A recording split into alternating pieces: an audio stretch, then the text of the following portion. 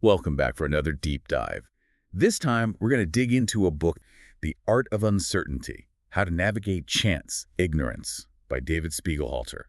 And let me tell you, it's a real mind bender. It covers everything from, the history of probability to the psychology of things like luck and risk. It really does a great job of connecting those abstract concepts to our daily lives, you know? We all deal with uncertainty every day, whether we're aware of it or not. And this book basically gives you a framework for understanding and navigating it all. Yeah, the author starts off by defining uncertainty as a conscious awareness of ignorance. And that really got me thinking. It's not just about not knowing something. It's about recognizing those limits of our knowledge. And he makes it clear that there are actually different types of ignorance, right? Like there's the stuff we know we don't know, the outcome of a coin toss, for instance. But then there's the stuff we're totally blind to, the unknown unknowns, those black swan events that can really shake things up. Right, right. And then he talks about subjective probability, which is how we personally assess uncertainty based on our own individual knowledge and experiences. Think about a decision you made recently where you weren't 100% sure of the outcome.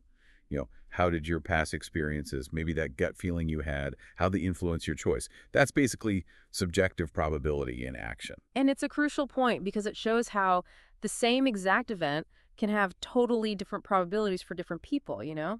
A seasoned investor might see a risky stock as a potential gold mine, while someone new to the market, well, they might only see danger. Their individual understanding shapes how they see those odds. The book then dives into this really fascinating history of probability, starting all the way back with ancient gambling, knuckle bones and dice. Yeah, back then it was more superstition than actual math. It wasn't until Girolamo Cardano, a doctor and gambler back in the 16th century, came along that things began to shift. He was the first to actually recognize that different dice rolls were equally likely, laying the groundwork for what we call classical probability. And then, of course, you have the big names like Galileo, Pascal, Fermat, Bernoulli. They all kind of built on that, right? They applied probability to games of chance, developing concepts like the binomial distribution. It's like this. Imagine flipping a coin, let's say, 10 times. What are the chances you'll get exactly 7 heads? Well, that's where the binomial distribution comes in. It helps us calculate those probabilities of different outcomes in a series of independent events. It's pretty amazing how those early thinkers were able to formalize this concept of chance, and develop mathematical tools to actually analyze it. And just to bring it to life for our listeners, did you know the odds of shuffling a deck of cards into the same order twice are basically zero? It really shows just how vast these probability spaces can be. It's mind-boggling when you think about it, right? It shows that even in a seemingly simple system like a deck of cards, the number of possible outcomes is just astronomical. Speaking of seemingly random events, let's talk about coincidences. I'm sure everyone listening has experienced a coincidence that made them stop and think, what are the chances? I know I have. Well, the book actually defines a coincidence as a surprising concurrence of events that are perceived as meaningfully related, but with no apparent causal connection. It's all about our perception of surprise. There's this great anecdote in the book about a man who gave away some old clothes, right? Only to find out that the person who received them had actually met his long-lost twin who was wearing those exact clothes. It's like something straight out of a movie. It really highlights how our brains are always trying to find meaning and connection, even in events that might just be completely random. The law of truly large numbers, as the book explains, helps us understand why coincidences are actually more common than we think. With so many events happening all the time, statistically, some of them are bound to, well, coincide in surprising ways. It's like the classic birthday problem, It always surprises people to learn that in a group of just 23 people, there's already a greater than 50% chance that 2 of them will share the same birthday. Seems counterintuitive, but it illustrates how the power of combinations can lead to outcomes that seem improbable. It's a great way to visualize how chance really works in our lives, you know? We tend to focus on the surprising coincidences, but we often miss that vast number of non-coincidences that happen every day. And all of this leads us to the idea of luck. Do you consider yourself a lucky person? Well, the book breaks luck down into 3 categories. Resultant luck, which is about outcomes, circumstantial luck, being in the right place at the right time, and constitutive luck, the luck of your birth circumstances. Like you might be lucky to win the lottery, that's resultant, lucky to be offered a great job, circumstantial, or lucky to be born into a loving family, constitutive. And the author shares this personal story about his grandfather's lucky injury during World War I, which actually prevented him from being sent to a much more dangerous posting. Right, and that shows how what might seem like bad luck at the time can actually have positive consequences down the road. It also highlights how our perception of luck is often shaped by hindsight. And get this, the book uses statistical analysis to quantify the role of luck in things like sports, especially in football league tables. It turns out chance plays a much bigger role in those final standings than we might think. It's a good reminder that even in systems that seem totally meritocratic, randomness and chance have a pretty significant impact. We often attribute success solely to skill and hard work, but luck definitely plays a part too. So we can't control everything, right? But what about predicting the future? I mean, we rely on predictions all the time, from weather forecasts to economic projections. How much stock should we really put in those predictions, considering all the uncertainties involved? Well, that's where the book gets really interesting. It digs into those challenges of prediction, exploring different types of models and the inherent uncertainties they all face. No model's perfect, especially when dealing with something as complex and unpredictable as human behavior. And then, of course, you have those black swan events, those unpredictable occurrences that can throw all our carefully crafted forecasts right out the window. Like the 2008 financial crisis, for example. It was a stark reminder that even those sophisticated models can completely fail when they encounter unexpected events. And it underscores the importance of considering a broader range of possibilities, not just those most likely scenarios. So how do we even begin to assess risk when faced with all this uncertainty? It seems like we're constantly bombarded with information about potential threats, from climate change to cyber attacks to global pandemics. It can be pretty overwhelming. Well, the book introduces this concept of risk matrices, which are used to assess the likelihood and impact of those potential threats.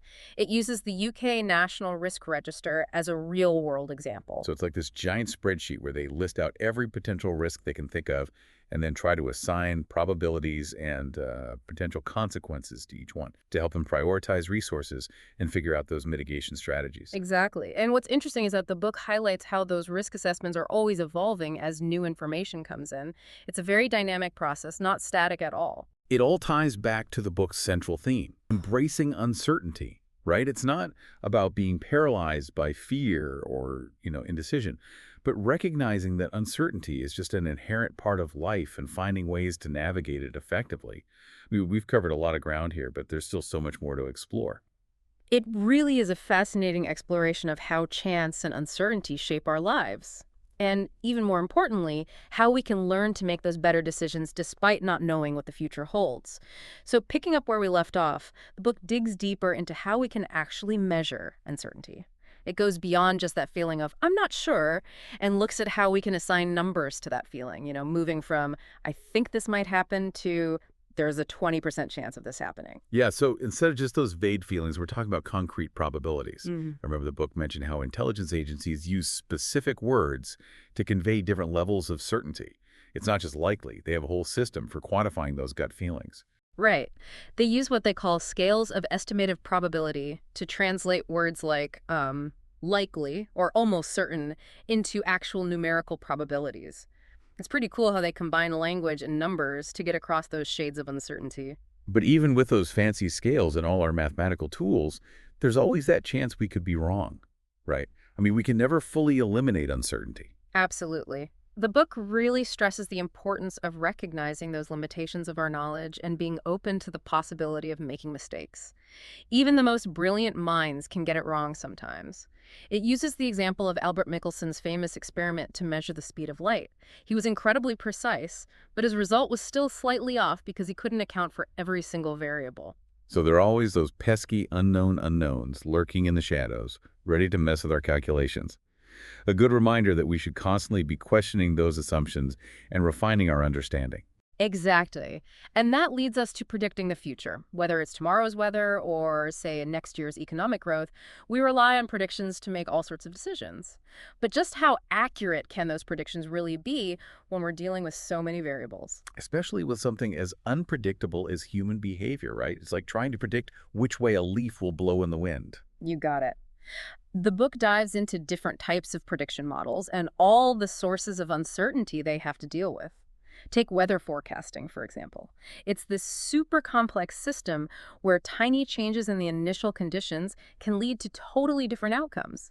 That's why we often see a range of possible forecasts instead of just one definitive prediction. Like those cone of uncertainty maps they use for hurricane tracking, right? And it's Yeah. about acknowledging those possible paths the storm might take, not pretending we can pinpoint its exact trajectory.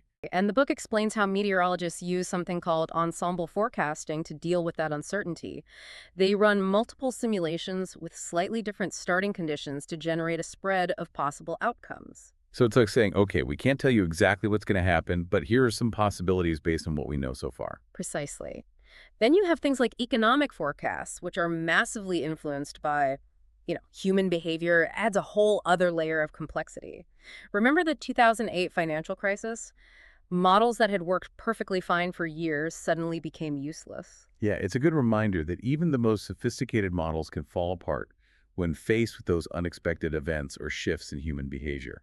The book really stresses the importance of recognizing those limitations and using models as tools for exploring possibilities, not as some kind of oracle of truth. So it's not about ditching models completely, but about using them with like a healthy dose of skepticism, Hmm. being aware of their limits and using them alongside other forms of knowledge and expertise. It's all about getting comfortable with that uncertainty and knowing that we can't predict everything. Which brings us to risk. How do we even start to assess and manage risk when the future is so uncertain? I mean, we're constantly bombarded with information about potential risks, climate change, cyber attacks, global pandemics. It's a lot to process. Yeah, it feels like everywhere you look, there's a new threat to worry about. How do we even begin to assess those risks without getting totally overwhelmed? The book gets into how we perceive and respond to risk, exploring how our emotions and biases can actually influence our judgments. It highlights the difference between the actual risk, which is based on those statistical probabilities, and the perceived risk, which is shaped by things like fear, dread, and even our personal experiences. It's like how some people are terrified of flying, even though statistically it's one of the safest ways to travel. Their fear is much bigger than the actual risk involved. Our perceptions of risk aren't always rational. The book talks about how communicators can present risk information in a way that's clear, balanced, and trustworthy.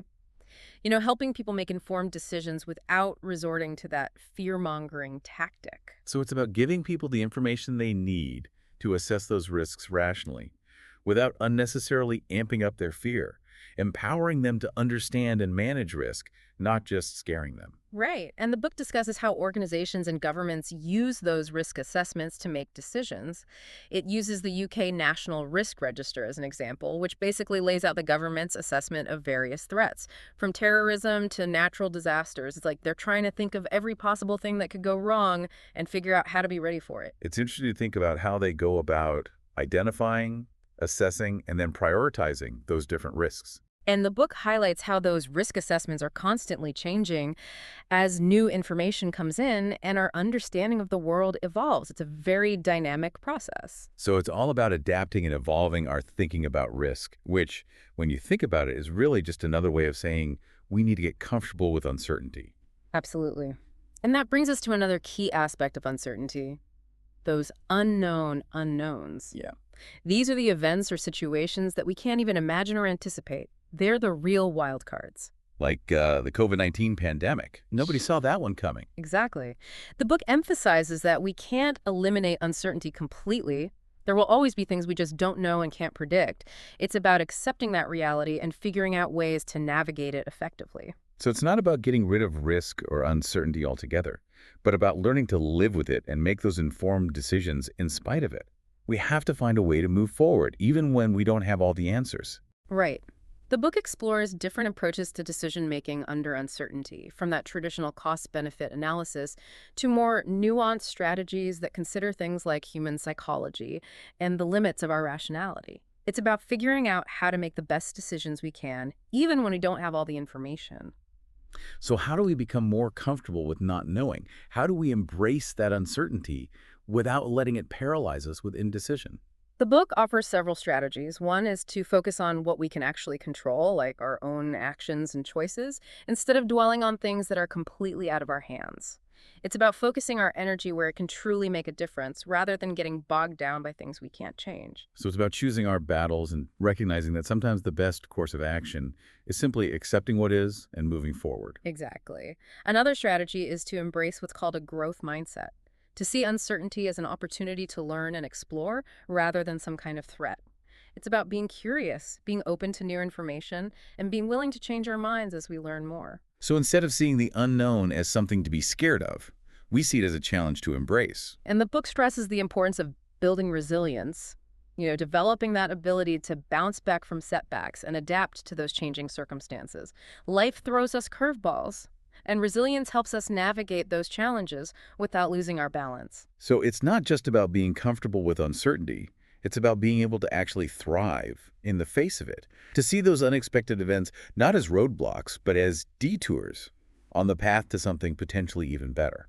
And one of the most powerful takeaways from the book is this idea that embracing uncertainty can actually lead to a more fulfilling and meaningful life. It might sound kind of strange, but when you really think about it, it makes sense. How so? I mean, it seems like most people crave certainty and security. Well, think about it this way. When we cling to certainty, we close ourselves off to all these new experiences, new perspectives, new possibilities. We become rigid in our thinking and less adaptable to the ever-changing flow of life. So by embracing uncertainty, we open ourselves up to a wider range of experiences. We become more receptive to new ideas, more willing to take risks, and more able to find joy and wonder in those unexpected moments. Precisely. It's about embracing the adventure of life, even with all its unknowns. The art of uncertainty is a powerful reminder that we don't need to have all the answers to live a rich and meaningful life. In fact, it's often in those spaces of not knowing, those moments of uncertainty and doubt, where we discover our greatest strengths and our deepest passions. And it's not just about, how we present the information, but also how we frame the whole conversation. The book highlights this difference between talking about the causes of effects versus the effects of causes. It seems subtle, but it really changes how we think about uncertainty. Oh, that's interesting. Can you explain that a bit more? Sure. So think of causes of effects as looking back at something that's already happened and trying to figure out why it happened. Like, why did that bridge collapse? Or why did that company go bankrupt? We're basically searching for those specific causes that led to a certain outcome. So it's kind of like detective work, right? Trying to put those pieces together, solve the mystery. Exactly.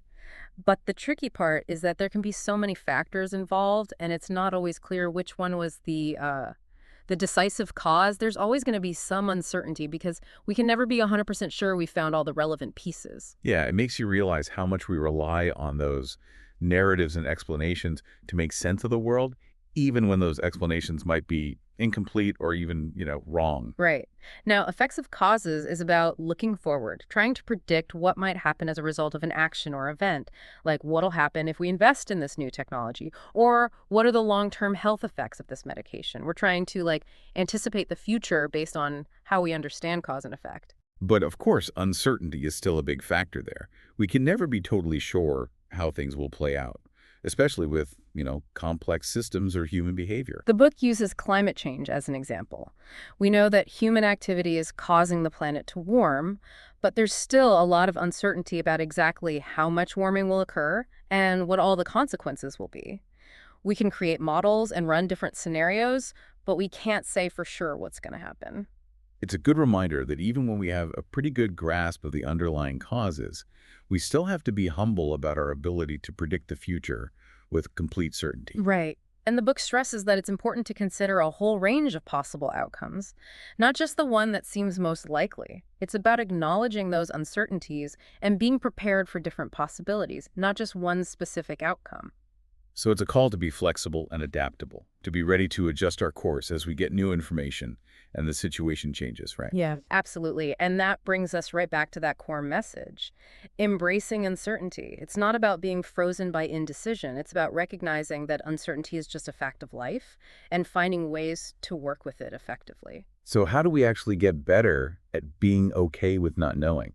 It seems so counter to that natural human desire for certainty and control. Well, the book offers some really practical advice. One thing is to focus on what we can control, our own actions, our choices, how we respond to things, rather than getting hung up on things that are outside our control.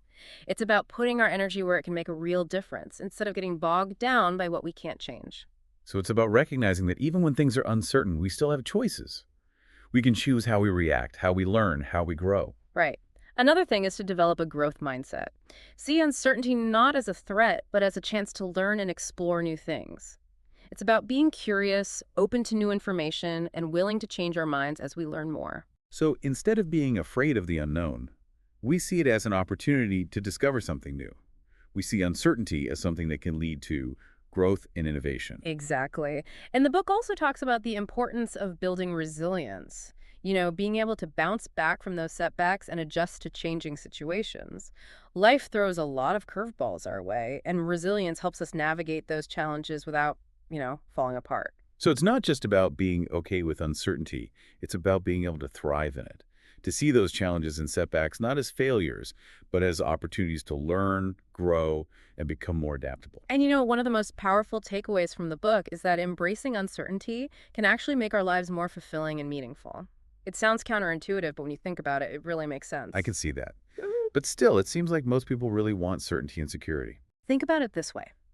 When we're stuck on needing certainty, we actually limit ourselves. We stick with what's familiar, predictable, and safe.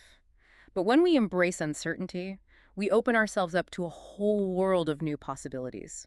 We can have new experiences, gain new perspectives, and even discover new ways of being. We allow ourselves to be surprised, challenged, and ultimately changed for the better. Yeah, it's like that saying, life begins at the end of your comfort zone. Exactly. When we let go of that need for absolute certainty, we open up a world of possibilities. It's about realizing that the beauty of life often comes from those unexpected moments. The chance encounters, the surprising opportunities, those moments that take our breath away. Those are the things that shape us in the most profound ways. The art of uncertainty reminds us that we don't need all the answers to live a life that's rich and meaningful. It's often in those moments when we don't know, when we're uncertain, and maybe even a little doubtful, that we discover our greatest strengths, our passions, and the things that connect us most deeply to the world around us. This deep dive has been truly eye-opening. We've gained a whole new perspective on uncertainty, seeing it not as something to be afraid of or avoid, but as a fundamental part of life, something that challenges us, but also opens up incredible opportunities. It's a book I'd recommend to anyone who wants to navigate the complexities of life with more wisdom, clarity, and courage. Couldn't have said it better myself. And with that, we wrap up our exploration of the art of uncertainty. Thanks for joining us on this journey. We hope you've gained some valuable insights into the nature of uncertainty and how to embrace it. Until next time, keep exploring, keep questioning, and keep embracing the unknown.